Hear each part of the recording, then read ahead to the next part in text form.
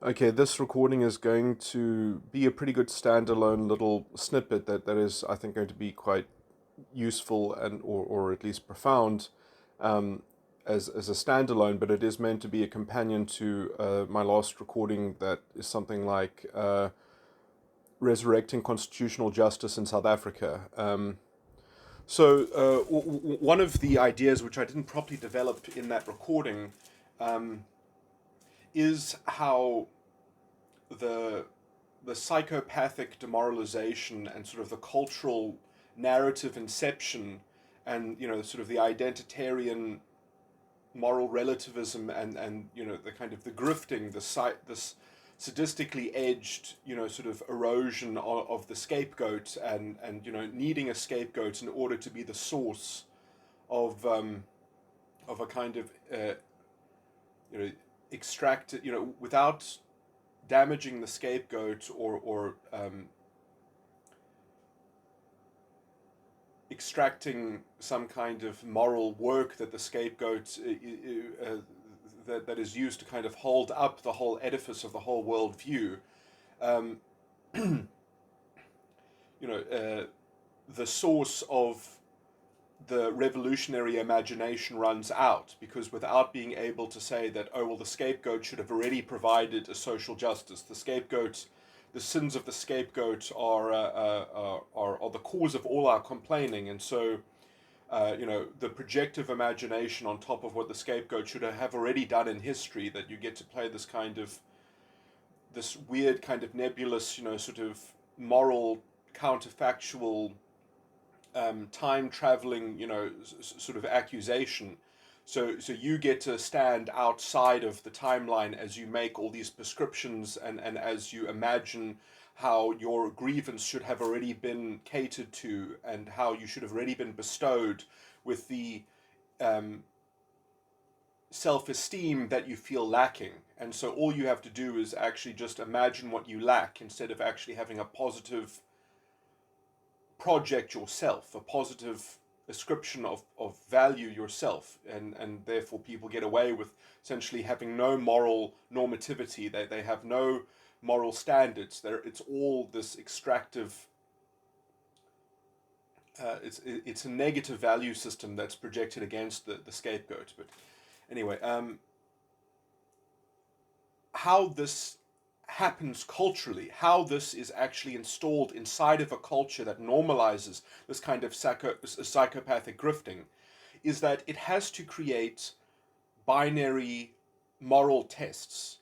It has to create black and white dichotomous um, rules, so that that it's very clear that someone is the victim and someone is the perpetrator, that someone didn't use the language code and therefore they are guilty, and therefore the some representative of the unilateral universal moral narrative needs to come down and enforce the sociological, sort of social psychological, sort of version of this narrative of this shared morality that everyone must be plugged into, and therefore everyone must be on the right side of the censor, everyone must be on the right side of the psychopathic moral, sort of uh, uh, um, cultural ethos. And that cultural ethos is built out of very unprincipled and superficial values. You have to reduce ethics and morality down into a kind of semantic, sort of shell game. You know, you have to create bad reality testing in order to facilitate the doubling down and the acceleration of the identitarian narrative grifting. And so it does erode more and more. And I think I mean, I used to talk about this explicitly, how the the use of COVID-19, the political um, obsession with lockdowns and things like that. I mean, it's one thing for a government to suggest that people lock themselves down. It's another thing to enforce it through the state. It's one thing to issue guidance. It's another thing to create this kind of authoritarian control structure that everyone is just meant to be prone to, and it also happens when the media starts voicing the collective sentiment. It pretends to speak to the collective emotional sentimentality of the electorate. It's a break in a kind of democratic politics, or at least it's a break in an open liberal democratic politics. It's a kind of fascistic. In as much as fascist states can still use votes, but they completely control the political culture. The political sphere demands, almost like the Chinese authoritarian government, demands certain people toe the line. You kind of have a. So, essentially, what I'm calling this kind of cultural fascism and where the state controls this kind of politics in this way is that government gets to define the meaning of words, where politics starts to define what words mean. And that is also what is at the core of the kind of the ideological project of the identitarian, sort of intersectional politics. Is that it makes inroads into politicizing and taking over culture in this kind of ideological drive.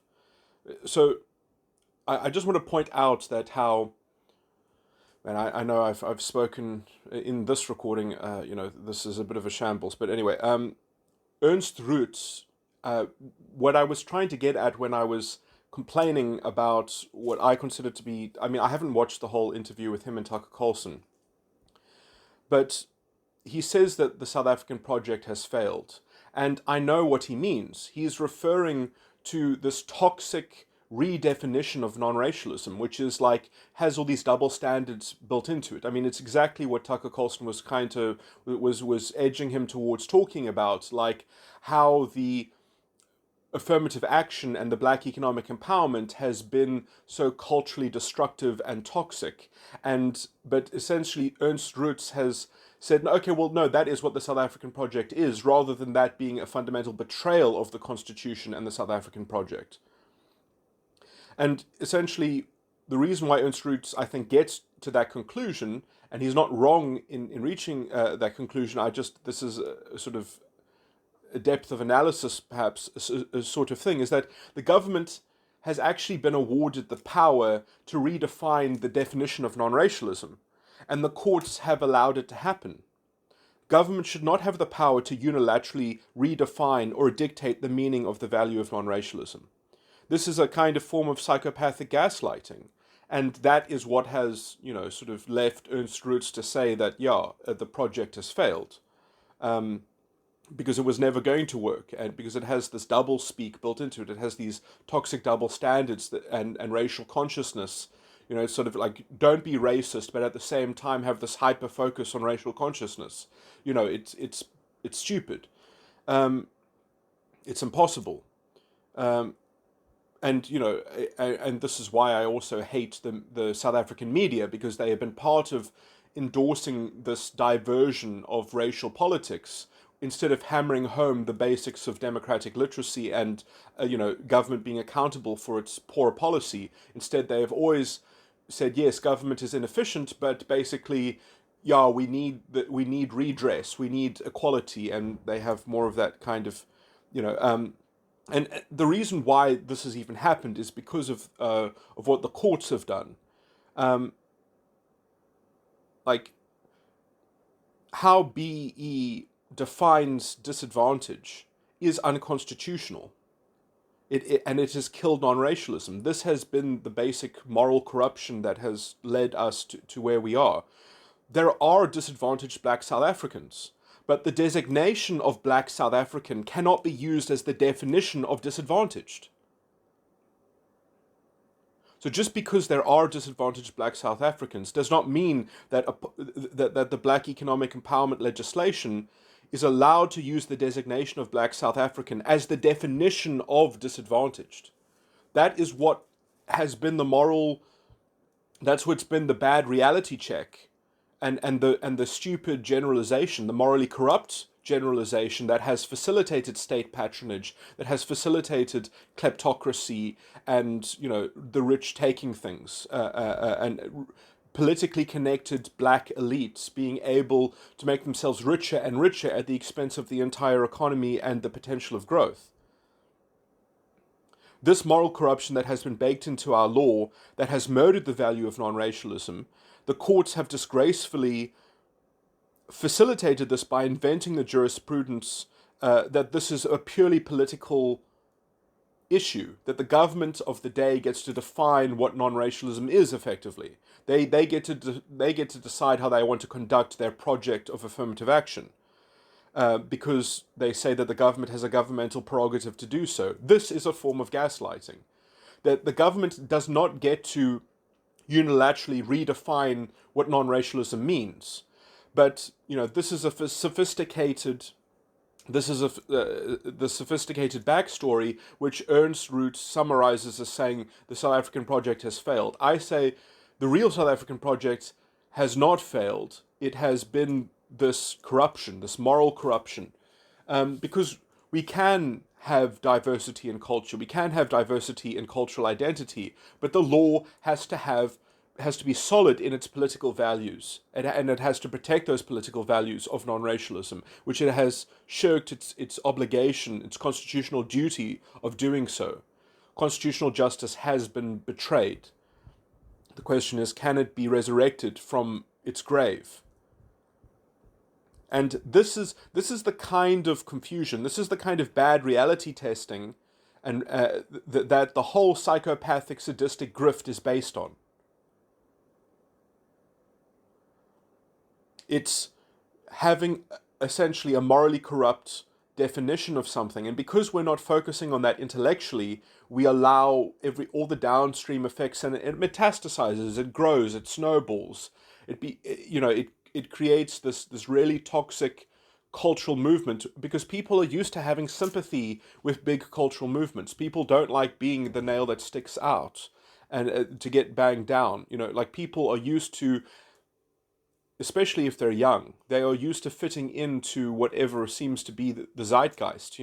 They're not used to saying, no, out of principle, I stand up against this, especially when there's no elite doing so, when there's no intellectual elite saying, no, this is the root cause, this is the intellectual corruption that this is all coming from, and we need a court case to go and vindicate this, that we need we need a movement, we need to create fences, we need to start saying, no, these people, they have murdered non-racialism, and we need to point at them and say, you're not part of us, we don't want anything to do with you because you are morally murky, you are facilitating the worst kinds of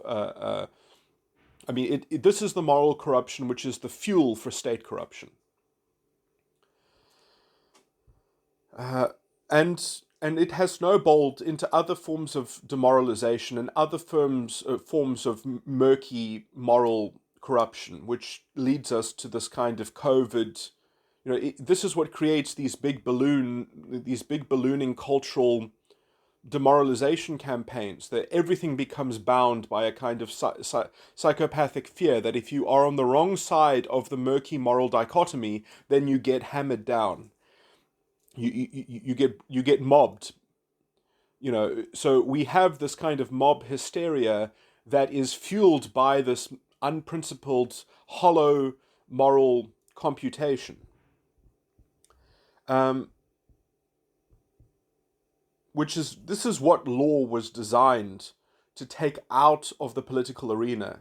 This should not be a political controversy. This should have been resolved on the level of constitutional law, but the judges have betrayed the basic fundamental constitutional values. It's disgusting. And so the corruption in politics has institutionally corrupted the law, and now we all have to suffer with this disgusting racialist grifting and racialist identitarian narratives and the racialization of the political arena, which is what we sit with. where everyone will say yes, yes, yes, government is inefficient, but but who is going to come in and perform this racialist narrative guardianship and bestow dignity and extract from other races and redistribute racialist pride, and everyone is now obsessed with that being the way that non-racialism is facilitated. Everyone takes that to be the definition of non-racialism, even though it's a clear betrayal, and you know it's the opposite. It's double. It's now Orwellian doublespeak. That's what we live in now. We live in a society of Orwellian doublespeak because of all the talk radio hosts that played into this toxic politics. All of these disgusting moral cretins and miscreants. And is yeah okay. So there was probably a more concise way of me talking about this, but and there are probably other conclusions to be made, but this is the beast that has been created. This is what we see. This is the morality play that gets played out in the cultural zeitgeist now. Is that you get you have to prove the negative to derail this this giant fear-driven project that has the psychopathic bad reality testing as its core component. And even Brett Weinstein, this is why I rail against Brett Weinstein. He allows this kind of morally corrupt, sort of data points and statistics to fuel his his narrative sympathy that he gives to or that appears in some of his analysis, because he's not he hasn't inoculated himself from this bullshit, I would say. Because it really is, on some level, it's about who should have the onus of proof. But the framework has been so radically redrawn that you have to prove the negative to derail this fascistic drive to centralize and to have this kind of loudspeaker, to have these big brother, sort of... we do live in a kind of big brother cultural project at the moment. I mean, can no one else? People. I think I have laid it down. That it all comes from bad institutional, unprincipled,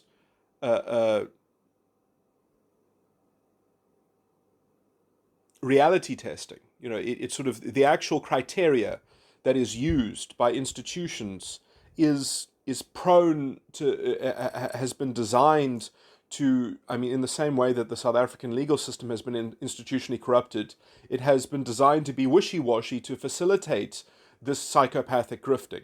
And until we start intellectually diagnosing the cause and not try to combat the symptom, we have to combat the cause.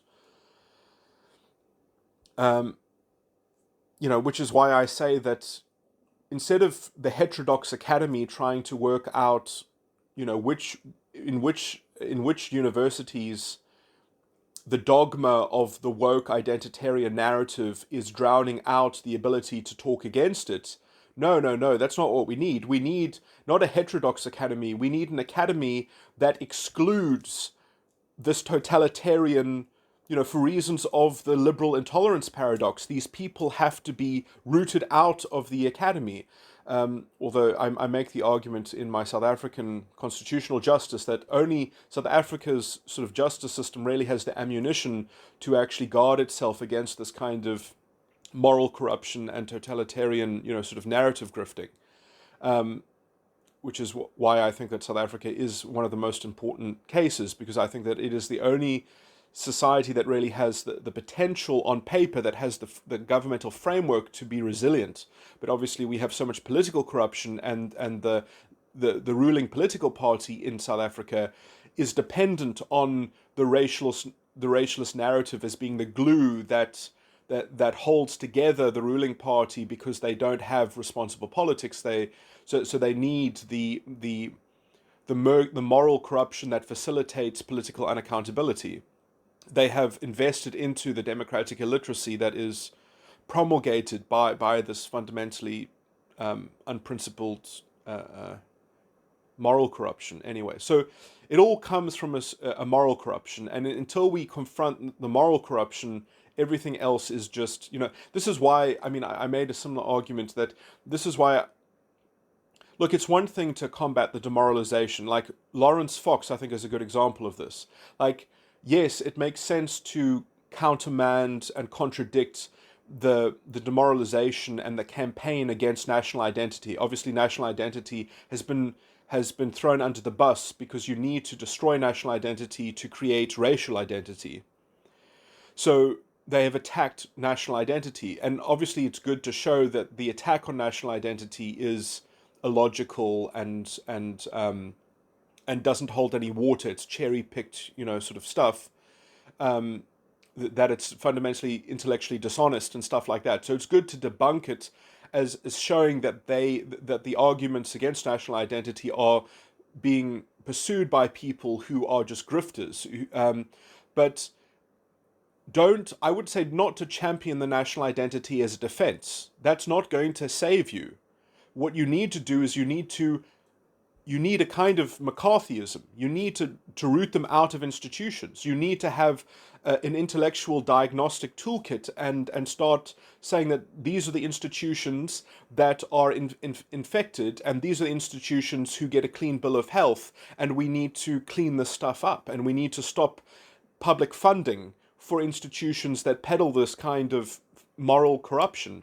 Now, that is problematic in other countries, but in South Africa, we actually have the constitution, which actually has the values that you can say, no, this is anti-constitutional propaganda. These values are, these constitutional values are being damaged by these lecturers in the race and gender studies.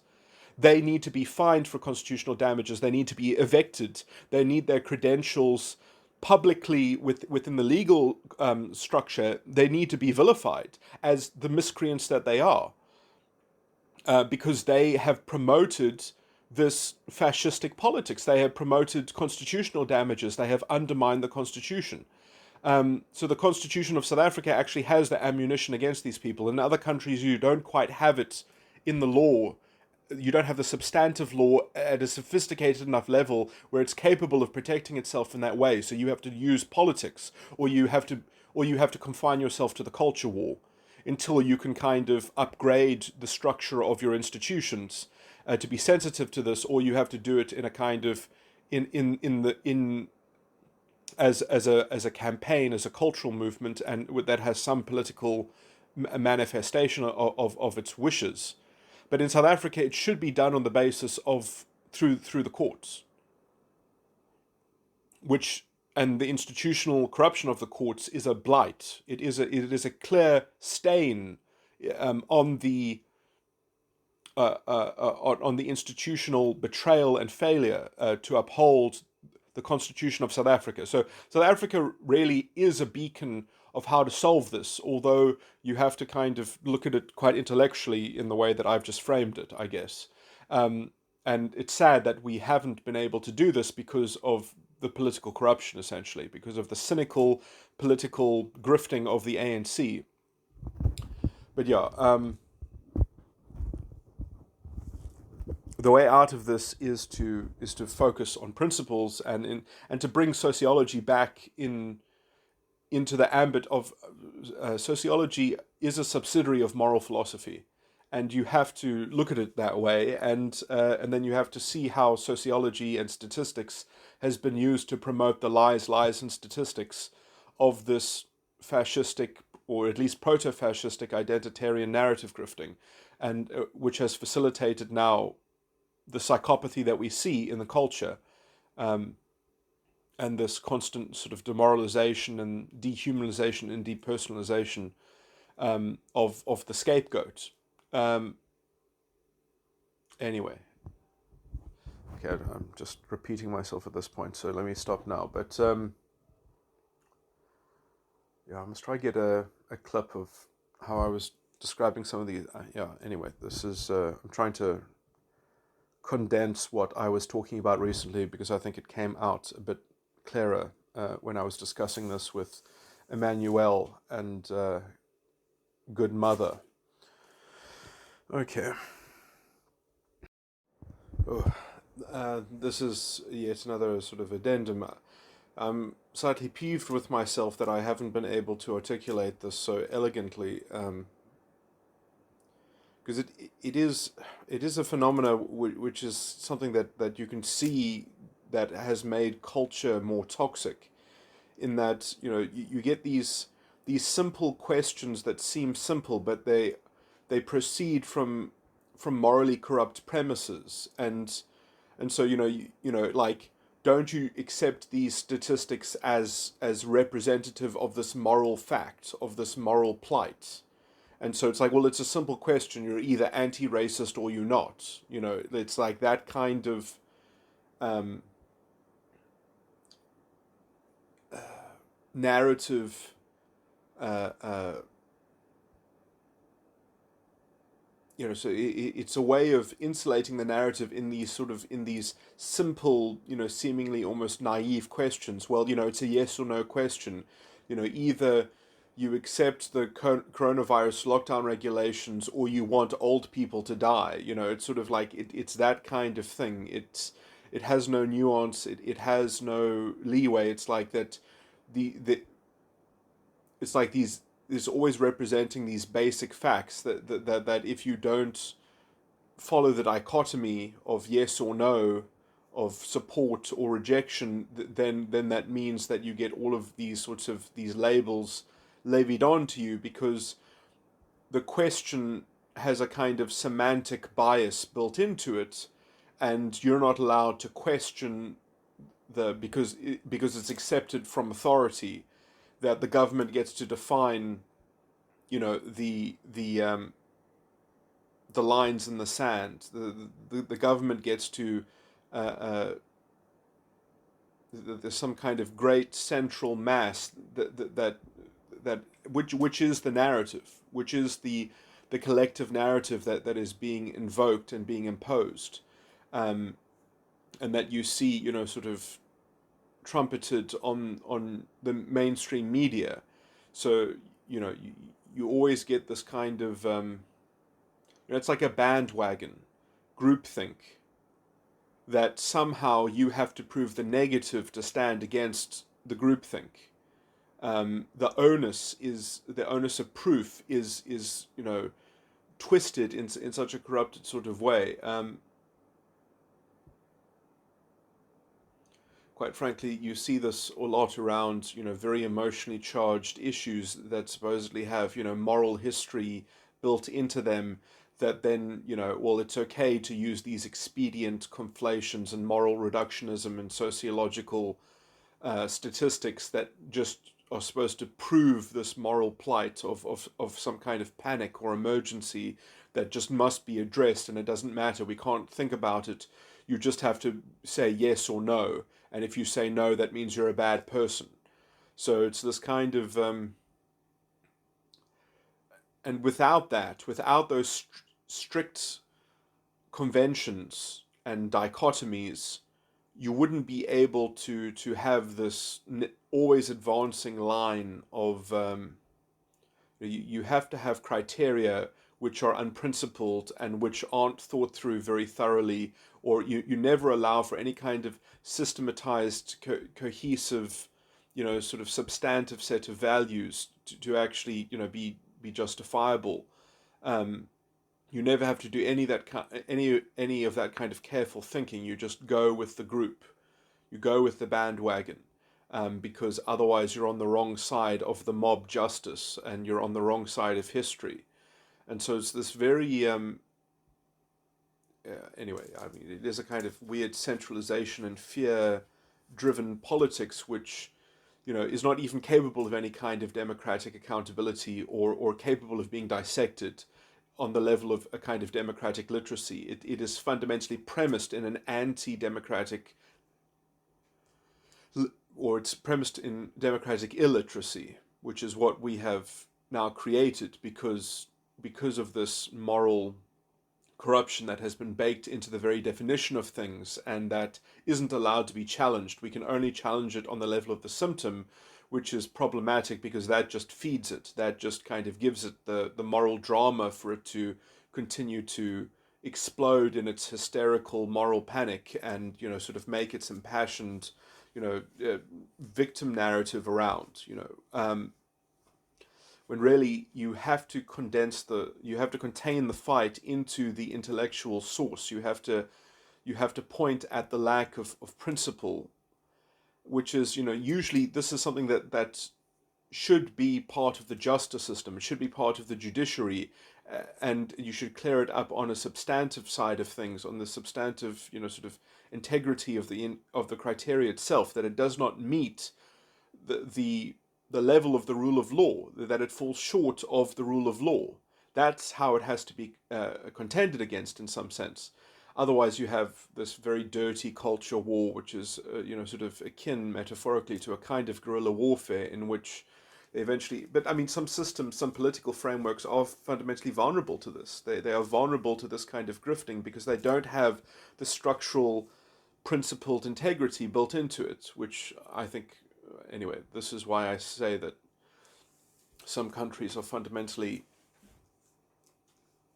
They never had the rule of law properly, so they're going to have problems defending it, or because they have to turn it into a culture war, they have to turn it into a political war, they have to fight it at the ballot box, which is fundamentally problematic, because you shouldn't have to fight this kind of poison at the ballot box. You shouldn't have to argue about whether proto-fascism is going to take over your society, and this central authoritarian political grift that gets to redefine culture itself and redefine words themselves, and redefine what morality means for the whole society from the political arena, when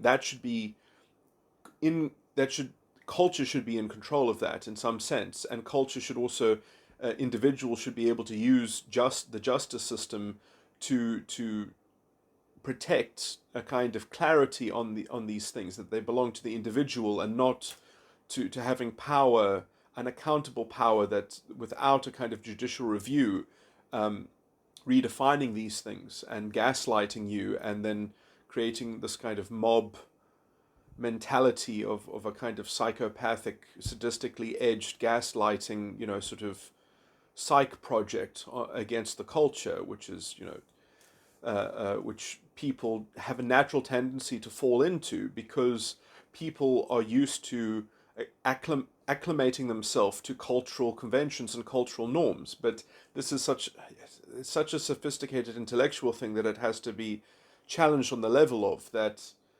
It distorts the framework of liberal, open, democratic politics itself, that it's so dangerous that you must be able to produce judicial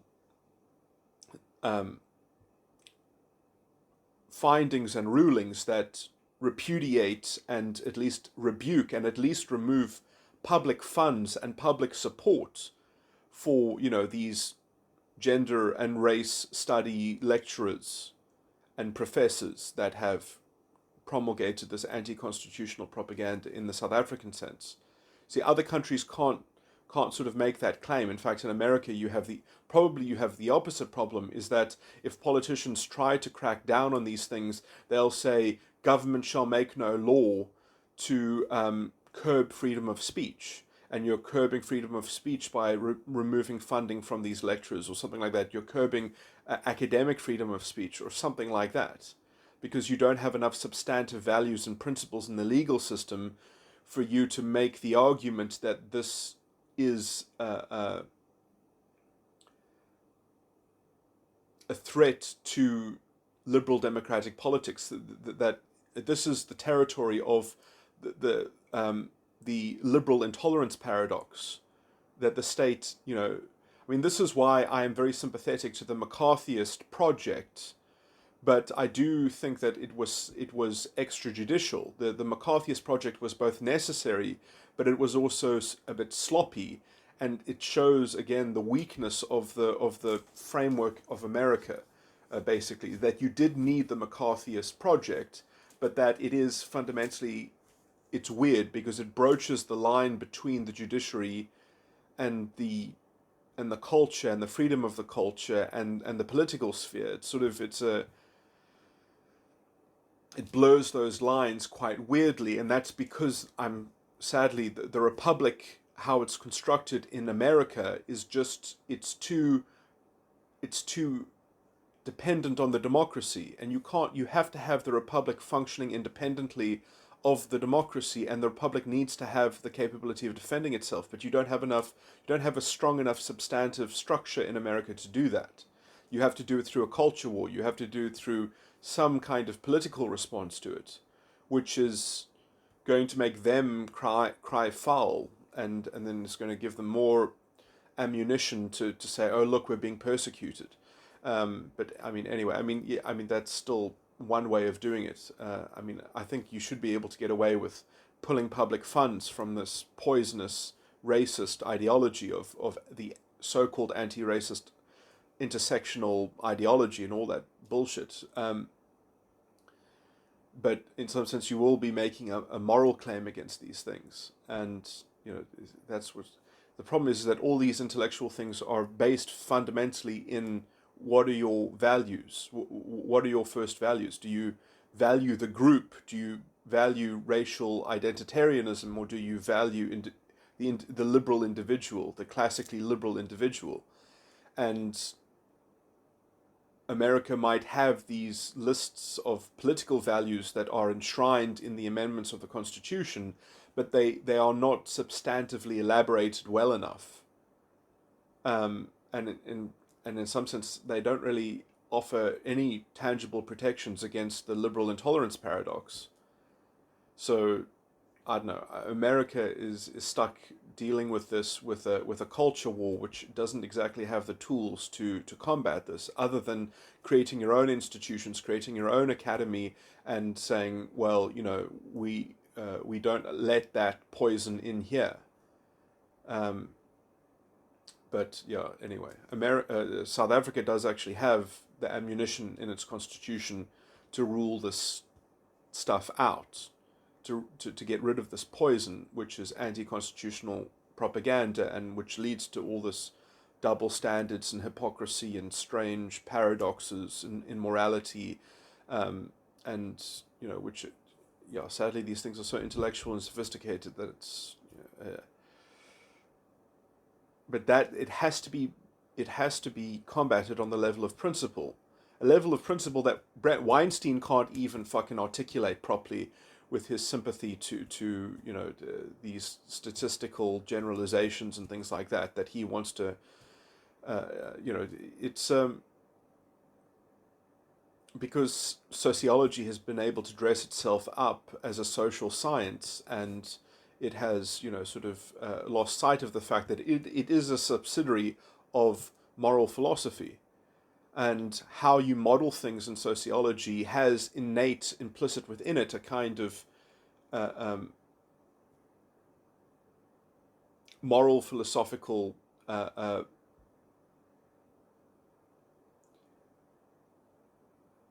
position that's inculcated in how you set up the model. But anyway, and it's been used as ammunition for also very cherry-picked statistics that don't check up on their own sort of moral rigor in how sort of falsifying the pseudo moral presumption that the model fundamentally inculcates. Anyway.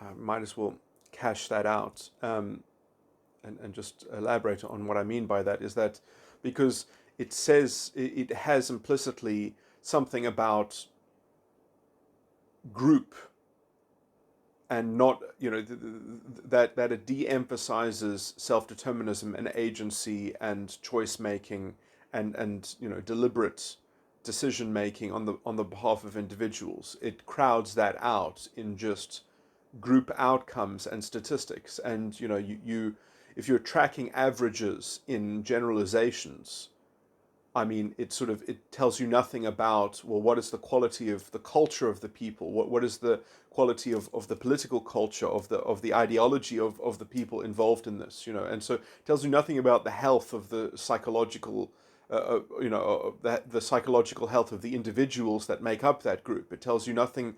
It just amalgamates them all into a racial mass or whatever category that the model is capturing. It's saying, oh well, every one of this category has the same has essentially the same kind of fundamental essence. It doesn't differentiate between. I mean, you could use the same people that went into that model, and you could recategorize it, and you could do it by IQ. You could do it by something else. You could create some other metric and reprocess the exact same sample, but just express it in different axes. In different. You could work out some kind of psychometric test, and you could divide people up into that and say, oh well, everyone with this psychometric personality schema, or this personality feature or attribute or property, across the board, it doesn't matter what race you are. It seems that it's actually all the factor of these other attributes.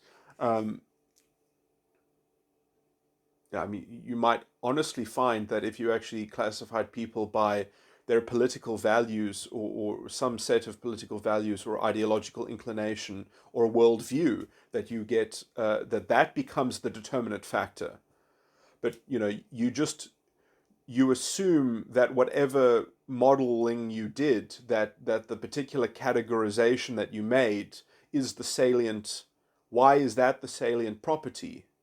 Is just, I mean, that it's not even falsified, but that is essentially a moral assumption which is baked into the statistical capture.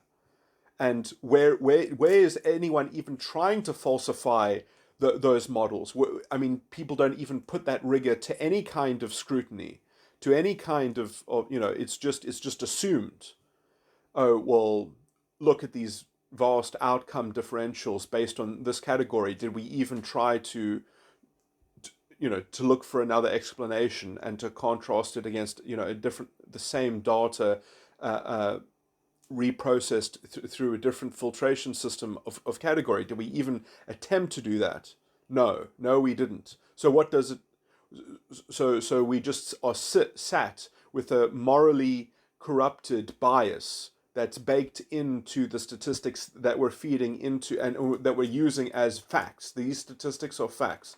It's very dangerous to use statistics of facts, because literally you don't know what you are referring to.